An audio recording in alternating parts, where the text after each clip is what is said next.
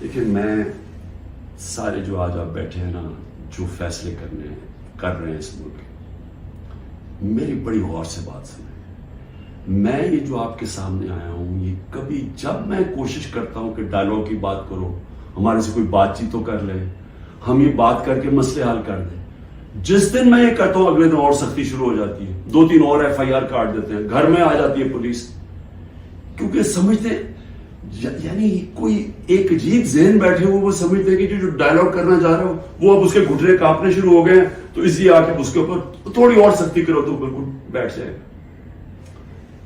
دیکھیں یہ تو ہونے نہیں لگا۔ میں پھر سے آپ کو کہہ دوں کہ جب تک میرے میں سانس ہے میں اس ملک کی حقیقی آزادی کے لیے تب تک پوری جدوجہد کرتا رہوں گا جب تک میں زندہ ہوں۔ لیکن مجھے اس وقت پاکستان کا خطرہ ہے، مجھے اپنی ملک کی فکر پڑ گئی ہے، اور جو لوگ مل کے یہ سب کچھ کر رہے ہیں ان کو ملک کی فکر کیوں نہیں ہے؟ کیوں آج ہم مجھے یہ نہیں 308 روپے کا ہو گیا ڈالر اوپن مارکیٹ میں۔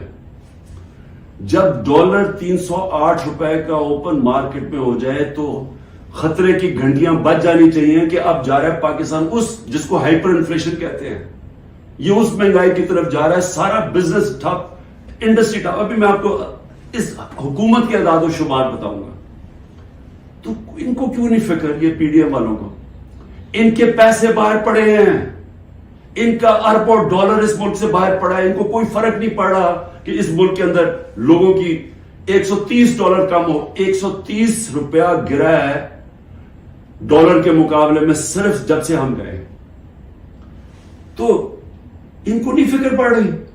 وہاں لندن میں بیٹھ کے عاشیاں، بڑے بڑی گاڑیاں، بڑے بڑے ریسٹورنٹس میں بیٹھے ہوئے ہیں، شاپنگ ہو رہی ہے ہیرڈز میں، کیونکہ ڈالرز میں یا چوری کر کے پیسہ وہاں لے گئے۔ فکر ہر اس پاکستانی کو ہونی چاہیے جس کا جینا مرنا پاکستان میں ہے۔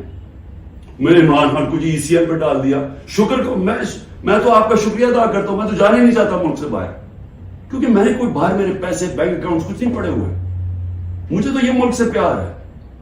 تو اس لیے ECL ان کو فرق پڑتا ہے جنہوں نے جائیدادیں ڈالرز میں رکھی ہوئی ہیں باہر، اور ان کو کوئی فرق نہیں پڑ رہا کہ ملک تباہی کی طرف جا رہے ہیں۔ ذرا آپ یہ صرف دیکھ لیں کہ جب ایک آدمی نے بند کمرے میں فیصلہ کیا کہ جناب عمران خان بہت ملک کے لیے تباہی کر رہا ہے اور میں اس کو بدلنا ہے، اور اس نے جب گورنمنٹ گرائی، تو ذرا صرف میں اب آپ کو اس حکومت کے اعداد و شمار،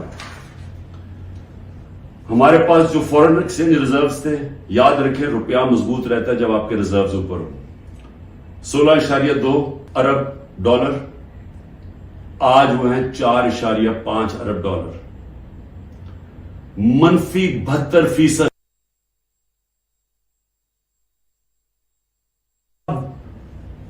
ایک مزدور بھی گئے، ان کو کیا ہے کہ یہ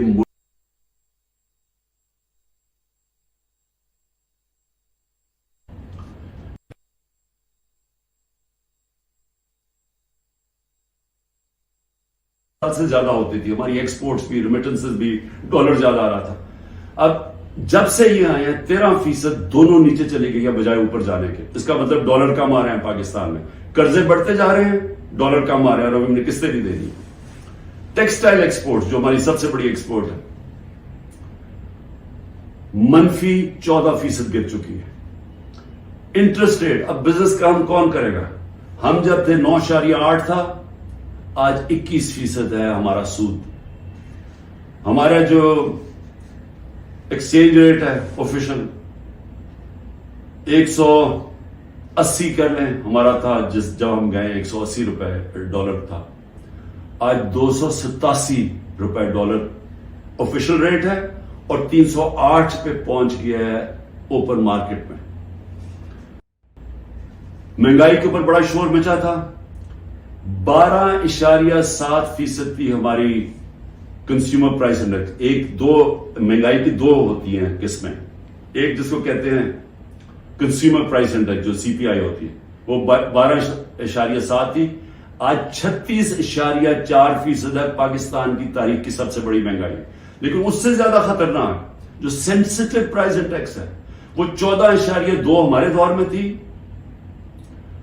آج وہ پاکستان میں 42.1% ہے۔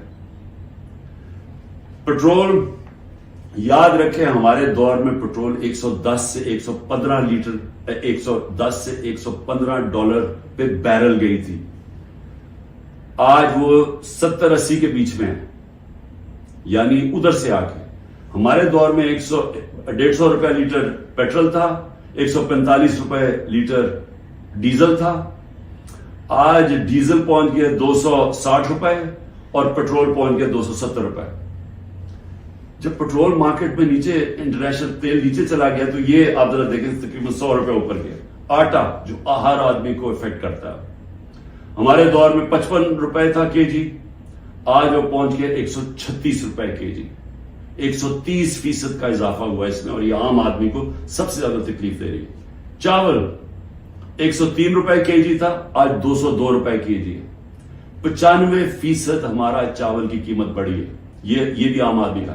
گھی انٹرنیشنل مارکیٹ میں جو پام آئل ہم امپورٹ کرتے ہیں وہ آدھا ہو گیا ہے، آج ہمارے دور میں 468 روپے کے جی تھا، آج 603 روپے کے جی ہے، جبکہ آدھا ہو گیا انٹرنیشنل مارکیٹ میں۔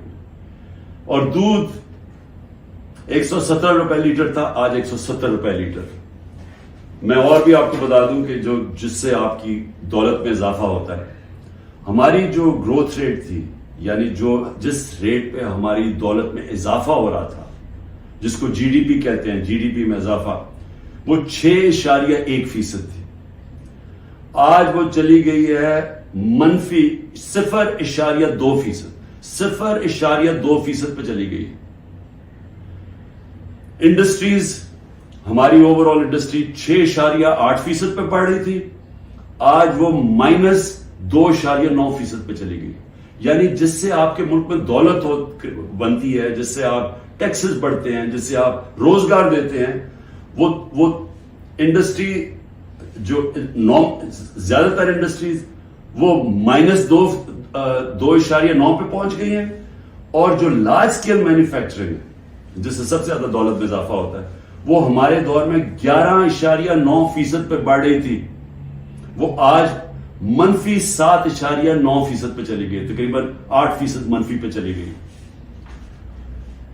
جو کنسٹرکشن ہے جس سے سب سے زیادہ نوکریاں ملتی ہیں، وہ 1.9% پہ بڑھ رہا تھا ہمارے دور پہ، آج وہ -5.5% پہ چلی گئی۔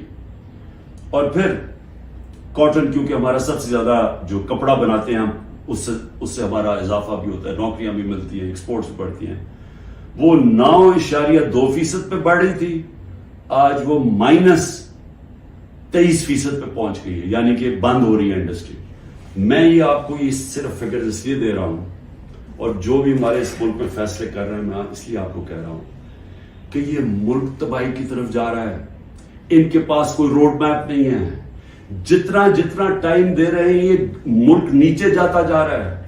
جن لوگوں کے پاس ڈالرز میں باہر پیسے نہیں رکھے ہوئے، ان سب کے لیے تباہی آئی ہوئی ہے، سارا تنخواہ دار طبقہ آج تکلیف میں ہے۔